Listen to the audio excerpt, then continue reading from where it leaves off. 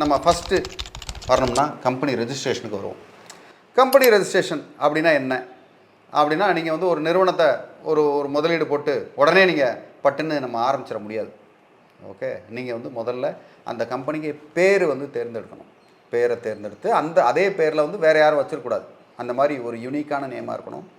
அந்த தொழில் வந்து ஆரம்பிக்கிறீங்க, அது வந்து பார்ட்னர்ஷிப்பா, ப்ரைவேட் லிமிட்டடா, இல்லை ப்ரொப்ரைட்டரா, நீங்கள் மட்டும்தான், வேறு யாருமே இல்லை அப்படின்னா. அதில் பார்ட்னர்ஷிப்பில் 2 வகை இருக்குது. லிமிடெட் லைபிலிட்டி பார்ட்னர்ஷிப்பு, இல்லை ரெகுலர் பார்ட்னர்ஷிப்.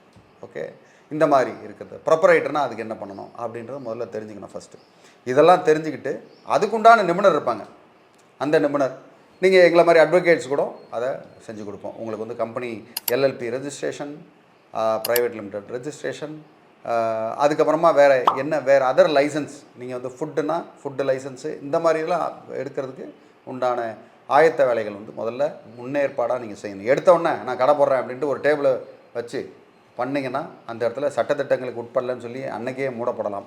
அதனால் அது ரொம்ப ஜாக்கிரதையாக இருக்கணும். இது என்ன நமக்கு யாருக்கு தெரிய போகுது, யாருக்குமே தெரியாது, எனக்கும் வாங்குறவங்களுக்கு மட்டும்தானே அப்படின்லாம் கிடையாது. ஸோ அந்த சட்டத்திட்டத்துக்கு உட்பட்டு நீங்கள் வந்து கம்பெனி ஆரம்பிக்கிறது நம்பர் 1.